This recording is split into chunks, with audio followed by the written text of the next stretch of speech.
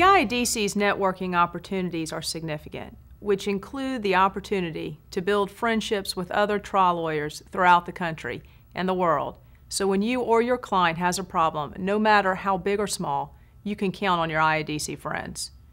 A couple of years ago, our firm represented an international oil company in a case that was tried in rural South Carolina and involved catastrophic injuries of several individuals.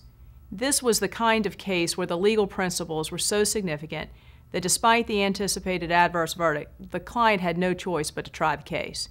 With that being said, every trial lawyer likes to think that somehow, some way, he or she might be able to pull out a win even with the most egregious set of facts. But unfortunately, this did not happen. The case was actually tried by my brother and my father, but given the magnitude of the case, the trial was closely monitored by everyone in our firm. While the jury was deliberating, I distinctly remember pulling up to Will Cleveland's house on a Friday afternoon at 7 o'clock to attend a cocktail party he and Ann were hosting in honor of the IADC regional meeting in Charleston. My phone rang as we were parking the car to go to the party, and I heard my father tell me that the jury came back and we had been hit. I found out the verdict was $30 million actual damages against our client, minus $3 million for comparative negligence on behalf of the plaintiffs. I was told all help was needed over the weekend because the jury also found the defendant's conduct was willful, wanton, and reckless, necessitating a punitive damages trial or Phase 2 on Monday.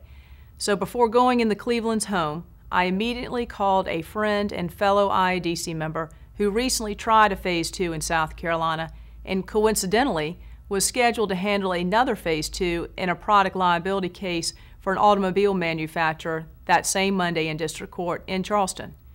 I explained our situation, and this IADC member said, without hesitation, "Why don't you come by the hotel tomorrow morning and let's see what we can do to help you." On Saturday morning, our team went to the hotel and met with our IADC friend and his national counsel, also an IADC member. Despite the fact these individuals had their own significant worries and concerns about their Phase 2 arguments that following Monday, they spent considerable time with us discussing our case and their suggestions for handling the punitive damages phase.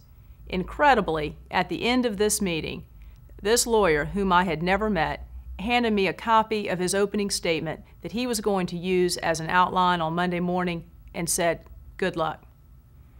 We also contacted an IADC member in the Midwest who has significant punitive damage experience. He was in the middle of an extended mountain biking excursion in the Rockies, and he stopped his bike ride to speak with us and share his insight. So within 24 hours of the verdict, we were able to capitalize on the experience and insight of our IADC friends and formulate a compelling argument to persuade the jury not to render punitive damages against our client.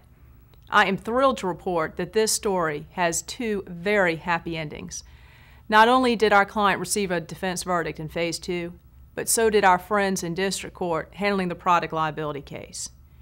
Our case did go up on appeal, and the IADC helped yet again by submitting an amicus brief on our client's behalf. Our client was perhaps as excited with the defense verdict in Phase 2 as they were when the South Carolina Supreme Court reversed the judgment and rendered a judgment in our client's favor. This success story is a perfect example of the type of professionalism that defines our membership, and I look forward to the opportunity to reciprocate whenever I receive the telephone call from an IADC friend who says, "I need your help."